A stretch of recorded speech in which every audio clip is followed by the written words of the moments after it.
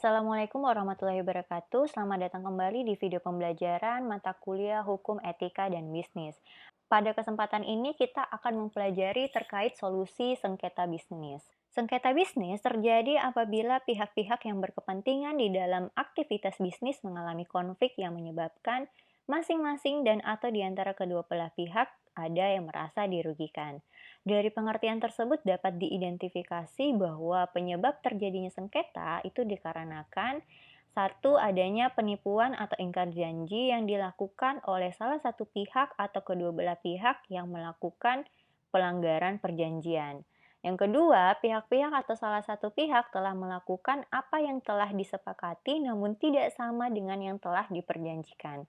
Yang ketiga, pihak-pihak atau salah satu pihak melakukan apa yang dijanjikan namun terlambat, atau pihak-pihak atau salah satu pihak melakukan sesuatu yang menurut perjanjian tidak boleh dilakukan. Beberapa perbuatan yang disebutkan di atas bisa menimbulkan perselisihan tentunya antara para pihak, karena ada pihak yang merasa dirugikan. Jadi karena terjadi sengketa mengenai aktivitas bisnis tersebut, biasanya jalan yang lazim atau konvensional yang sering dilakukan orang adalah melalui pengadilan sebagai tempat untuk memberikan jalan penyelesaian apabila terjadi sengketa bisnis tadi. Namun demikian, pengadilan bukanlah satu-satunya tempat untuk mencari keadilan. Ada alternatif lain yang dijadikan suatu sarana dalam upaya menyelesaikan sengketa bisnis. Dalam Undang-Undang Nomor 30 Tahun 1999 tentang arbitrase dan alternatif penyelesaian sengketa. Adapun model-model alternatif penyelesaian sengketa selain dari pengadilan, yakni ada arbitrase, negosiasi, mediasi, konsiliasi, pencari fakta, mini trial, ombudsman, penilaian ahli, pengadilan kasus kecil, peradilan adat kerapatan, adat nagari. Pertama, kita bahas terkait dengan arbitrase. Arbitrase adalah cara penyelesaian sengketa perdata swasta di luar peradilan umum yang didasarkan pada kontrak arbitrase yang dibuat secara tertulis oleh para pihak yang bersengketa, di mana pihak penyelesai sengketa tersebut dipilih oleh para pihak yang bersangkutan yang terdiri dari orang-orang yang tidak berkepentingan dengan perkara yang bersangkutan. Orang-orang mana akan memeriksa dan memberi putusan terhadap sengketa tersebut. Adapun jenis dan macamnya, yakni yang pertama yakni arbitrase mengikat atau binding arbitration. Jadi arbitrase ini adalah arbitrase yang keputusannya bersifat final, mirip dengan putusan pengadilan yang sudah inkrah. Nah, yang kedua yakni arbitrase tidak mengikat. Arbitrase ini keputusannya boleh diikuti dan tidak diikuti oleh kedua pihak. Dan selanjutnya, arbitrase kepentingan. Arbitrase ini tidak memutus untuk suatu sengketa, tetapi para pihak memakai jasa mereka untuk menciptakan provisi-provisi dalam kontrak yang oleh para pihak yang telah mengalami jalan buntu. Sementara arbitrase hak, yakni memberi keputusan terhadap sengketa para pihak, jadi bukan sekedar membuat provisi dalam kontrak. Adapun arbitrase sukarela, yakni arbitrase yang dimintakan sendiri oleh para pihak, baik yang dimintakan dalam kontrak yang bersangkutan atau dalam kontrak sendiri. Arbitrase wajib, yakni arbitrase yang oleh undang-undang diwajibkan untuk dilakukan. Arbitrasi ad hoc, yakni arbitrasi yang tidak ada badannya, tetapi hanya penunjukan orang-orang secara bebas oleh para pihak sesuai kesepakatan antara para pihak dengan memberlakukan hukum tertentu. Lalu ada arbitrase lembaga, di mana ini kebalikan dari ad hoc. Arbitrase ini sudah memiliki lembaga atau badan serta sudah ada aturannya. Arbitrase nasional, yakni arbitrase di mana para pihak yang bersengketa adalah para pihak dalam suatu negara. Sementara arbitrase internasional, yakni arbitrase yang di mana para pihak yang bersengketa adalah para pihak dalam satu negara. Arbitrase kualitas, yakni arbitrase yang menyangkut dengan fakta-fakta, sehingga arbitrase harus jeli memilah fakta-fakta tersebut serta menginterpretasi dan menganalisanya. Arbitrase teknis, yakni menyangkut dengan hal-hal yang timbul dari penyusunan dan penafsiran suatu kontrak. Adapun arbitrase umum yakni suatu arbitrase yang berbentuk badan yang mempunyai ruang lingkup di semua bidang hukum. Dan arbitrase bidang khusus yakni suatu arbitrase yang berbentuk badan yang hanya mempunyai ruang lingkup di beberapa bidang hukum saja.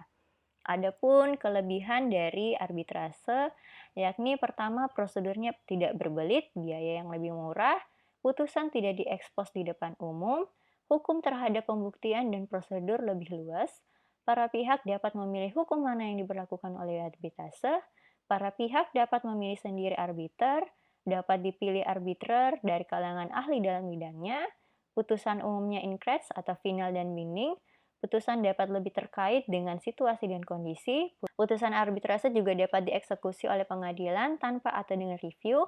Prosedur arbitrase lebih mudah dimengerti oleh masyarakat banyak dan menutup kemungkinan forum shopping atau mencoba-coba untuk memilih atau menghindari pengadilan. Sementara kekurangan dari arbitrase yakni tersedia dengan baik untuk perusahaan-perusahaan besar tetapi tidak untuk perusahaan kecil, diproses kurang terpenuhi, kurangnya unsur finality, kurangnya kekuatan untuk menggiring para pihak ke settlement, kurangnya kekuatan dalam hal law enforcement dan eksekusi, lalu kurangnya kekuatan untuk menghadirkan barang bukti atau saksi, dapat membunyikan dispute dari public security, tidak dapat menghasilkan solusi yang bersifat preventif, putusan tidak dapat diprediksi dan ada kemungkinan timbulnya putusan yang saling bertentangan.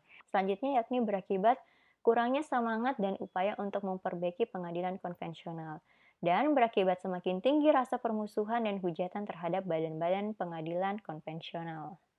Pokok-pokok dari prosedur arbitrase dapat kita jadikan 22 poin, yakni permohonan arbitrase oleh pemohon, pengangkatan arbiter, pengajuan dan penyampaian satu salinan putusan termohon, jawaban tertulis dari termohon diserahkan kepada arbiter, salinan jawaban diserahkan kepada termohon atas perintah arbiter, perintah arbiter agar para pihak menghadap arbitrase, para pihak menghadap arbitrase, tuntutan balasan dari termohon, ada pemanggilan lagi jika termohon menghadap tanpa alasan yang jelas, dan jika termohon tidak juga menghadap sidang, pemeriksaan tertutup diteruskan tanpa kehadiran termohon.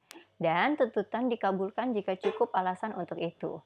Yang ke-12 yakni jika termohon hadir, diusahakan perdamaian oleh arbiter.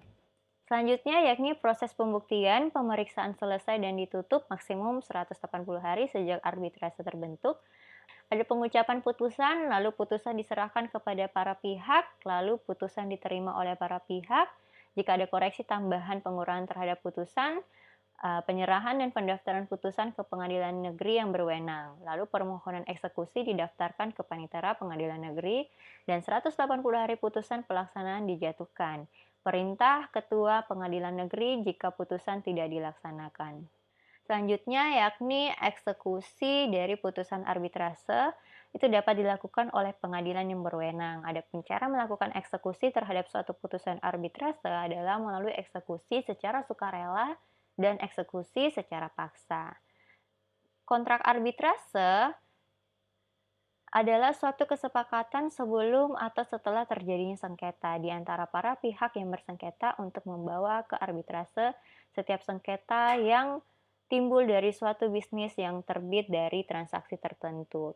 Jadi prinsip hukum yang berlaku dalam kontrak arbitrase disebut prinsip separabilitas.